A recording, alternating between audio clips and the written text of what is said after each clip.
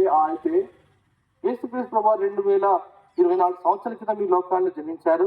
दुनिया में आने का मुख्य मकसद, ఈ లోకానికి వచ్చినటువంటి ప్రాముఖ్యమైన కారణం, दुनिया में मनुष्य परमेश्वर से दूर हो गया है। ఈ లోకంలో మనుషులు దేవునికి దూరంగా వెళ్ళిపోయినారు. इतना तक दूर हो गया कि ఎంత దూరం వెళ్ళిపోయారంటే एक दिन मरने के बाद में परमेश्वर तक नहीं पहुंच सकता है। మరణించిన తర్వాత ఆ దేవుడి దగ్గరికే వెళ్ళిన దూరంగా వెళ్ళిపోయినారు. अब देखिए, हमारे बच्चे रहते हैं, చూడండి, మన పిల్లలు ఉంటున్నారు. हमारे बच्चे अगर दूर देश चले गए, మన బిడ్డలు దూరదేశంలోకి వెళ్ళిపోయినట్లయితే, अगर वहां पर कोई मुसीबत में पड़े, అక్కడ వాళ్ళు ఏదైనా ప్రమాదంలో ఉన్నట్లయితే हम लोग यहाँ पर नहीं रह सकते। మనం ఇక్కడ శాంతిగా ఉండలేము. हम लोग कुछ ना कुछ करके क्या करते हैं, మనం ఏదో విధంగా చేసి हम उस देश में चले जाते हैं। వారి దగ్గరికి మనం వెళ్ళిపోతాం. हमारा लड़का हो, लड़की हो, बेटा हो, बेटी हो, మన కుమారుడు కానీ కుమార్తె కానీ ఎవరైనా సరే उसको बचाने के लिए हम लोग जाते हैं। వాళ్ళని కాపాడడానికి మనం వెంటనే వెళ్ళిపోతాం. इसलिए कि वो हमारे पास नहीं आ सकता है, ఎందుకంటే ఆయన మన దగ్గర రాలేదు కాబట్టి మనమే వారి దగ్గరికి వెళ్తాం. बेटा बेटी जो भी हो मुसीबत में रहने से वो हमारे पास नहीं आ सकते। కుమారుడు కుమార్తె దూరదేశంలో ఉండి మన దగ్గర రాలేని పరిస్థితుల్లో మనమే వాళ్ళ దగ్గరికి వెళ్ళే వరంగా ఉంటాం. उसी तरह అలాగనే इस दुनिया में हम लोग ऐसे हालत में पड़े हुए हैं, ఈ లోకంలో మనం ఎలాంటి పరిస్థితుల్లో ఉన్నామంటే हम खुदा के पास या परमेश्वर के पास, सृष्टिकर्ता के पास जा नहीं सकते। మనం దేవుడి యొద్దకు, సృష్టికర్త దేవుని దగ్గర మనం వెళ్ళలేని పరిస్థితిలో ఉన్నాం. ऐसे हालत में हम जो सब गुनाह में, हम जो पाप में पड़े हुए हैं, అలాంటి పాపములో భయంకరమైనటువంటి క్రియేట్ ఉన్నటువంటి మనము खुदा से, सृष्टिकर्ता से दूर हो गए हम लोग। దేవునితో, సృష్టికర్తని దేవునికి దూరం అయిపోయినాం మనం. ऐसे इंसान को ढूंढते हुए उसका नजात करने के लिए, उसको बचाने के लिए ईसा मसीह जी 2024 वर्ष में इस दुनिया में आए।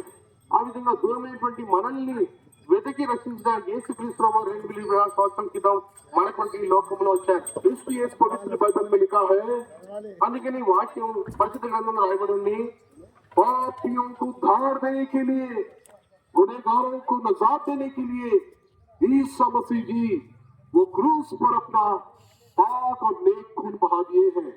పాపులను రక్షించుటకు యేసుక్రీస్తు ప్రభువారు ఆయన పరిశుద్ధమైనటువంటి పవిత్రమైన రక్తాన్ని ఆయన కార్చాడు. उसके लहू के जरिए हम सारे गुनाहों से नजात पा सकते हैं।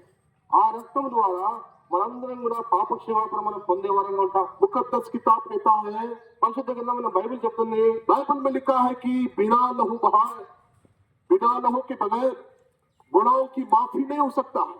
బైబిల్లో రాయబడిన మాట ఏంటంటే రక్తము చిందింపబడకుండా పాప క్షమాపణ కలగదు. इसलिए ईसा मसीह जी ऐसे दिखते हैं कि वो क्रूस पर, सलीब पर अपना सारा लहू बहाते लहू लुहान दिखते हैं।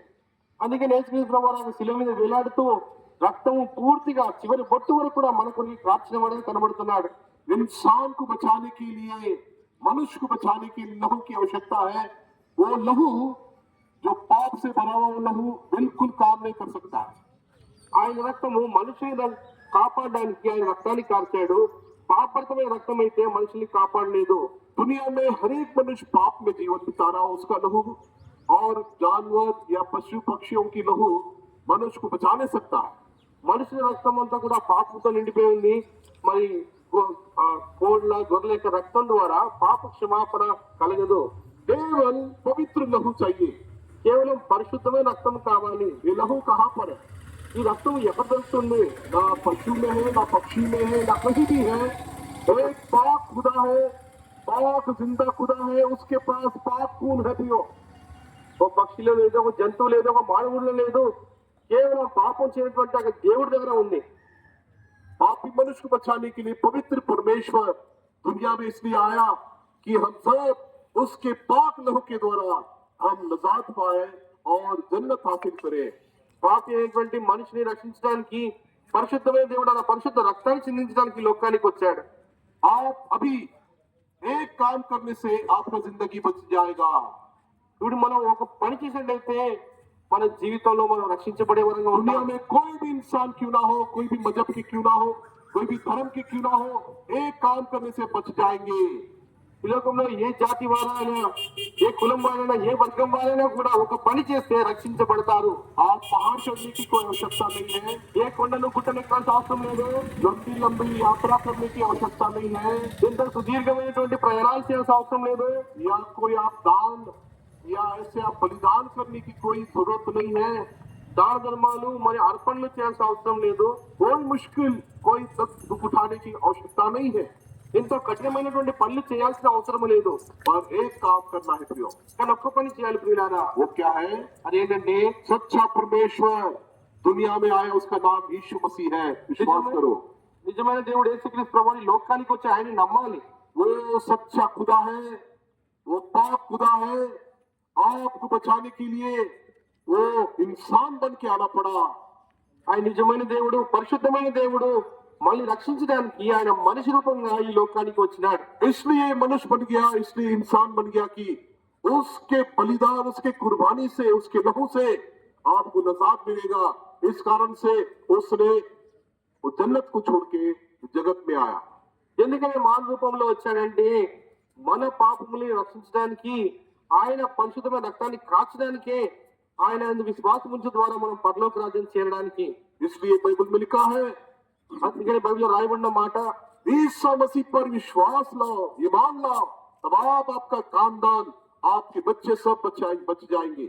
యేసుక్రీస్తు ప్రభువునందు విశ్వాసం ఉంచండి, మీరును మీ ఇంటి వాళ్ళు గొప్ప రక్షణ పొందెదరు. हम सब जानते हैं మనందరికీ తెలుసు, एक दिन हम मरना है, ఒక దినం మనం మరణించాలి. बोलते हैं చెప్తారు, मर गया, बोलते हैं చనిపోయాడు అంటారు. मर के गया, చనిపోయాడు, मरा और गया। చనిపోయాడు మళ్ళీ వెళ్ళిపోయాడు. చని వెళ్ళిపోయాడు. क्या मरा? ఏం చనిపోయాడు? क्या मर गया? ఏం చనిపోయాడు? प्राण है ना, शरीर मर गया శరీరం చనిపోయింది, और आत्मा चला गया। ఆత్మ వెళ్ళిపోయింది. शरीर मर जाने से आत्मा चला जाता है। శరీరం మరణించినప్పుడు ఆత్మ వెళ్ళిపోతుంది. अब सवाल ये है कि आप कहाँ गए? మరి ప్రశ్న ఏంటంటే ఎక్కడికి వెళ్ళాడు? वो इंसान कहाँ चला गया? ఆ మనిషి ఎక్కడికి వెళ్ళాడు? अगर गुनाह माफी नहीं पाया, अगर दोज़ख में बचना है तो गुनाहों की माफी पाना है, तो मरने के बाद में हम जन्नत हासिल कर सकते हैं। ఒకవేళ పాప క్షమాపణ పొందినట్లయితే మన పరలోక రాజ్యాన్ని చేరవాలని ఉంటాం. अगर गुनाहों की माफी नहीं हुआ है, आप जरूर दोज़ख में जाना पड़ेगा। ఒకవేళ పాపాలకి క్షమాపణ కానీ పొందకుండా ఉన్నట్లయితే ఖచ్చితంగా వెళ్ళేది నరకమే. ईसा मसीह जी उस इंसान को बचाने के लिए अपना पाक और नेक लहू बहाया, उसके लहू से हमारे सारे जितने भी गुनाह हैं माफ किए जाएंगे। యేసుక్రీస్తు ప్రభువారు ఆయన పరిశుద్ధమైన రక్తాన్ని కార్చాడు. ఆయన విశ్వాసం ద్వారా ఆయన మన ప్రతి పాపాన్ని కడిగి మన పరిశుద్ధిగా చేసేవాడుగా వస్తున్నాడు. यीशु मसीह का लहू हमें सब पापों से शुद्ध करता है। యేసు రక్తం ప్రతి పాపం నుండి మన పరిశుద్ధిగా చేస్తున్నాడు. मेरे दोस्तों, ईसा मसीह पर विश्वास ले आओ, उसके पाक लहू पर एक बार नजर उठाओ और उसके लहू के द्वारा अपने पापों को धो लो, अपने गुनाहों को धो लो। आप जरूर नजात पाओगे, आप आराम पाओगे, आप शांति पाओगे।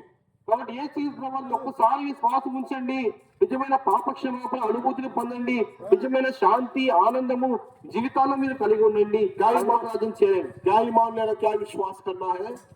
మనం ఏమని విశ్వాసం ఉంచాలి? मैं पापी हूँ, ప్రభు నేను పాపిని, मैं गुनहगार हूँ, నేను తప్పిదం చేశాను, मेरे गुनाहों से बचाने के लिए खुदा ने इंसान बन गए हैं। ప్రభు నా పాపం క్షమించడానికి మీరు దేవుడు మనిషిగా వచ్చాడు. वो क्रूस पर, सलीब पर अपना पाप खून बहा दिए ఆయన కలువరి సిలువలో ఆయన పరిశుద్ధమైన రక్తాన్ని కార్చాడు. और आपकी जान बचाने के लिए अपना जान ईसा मसीह जी ने कुर्बान कर दिए हैं।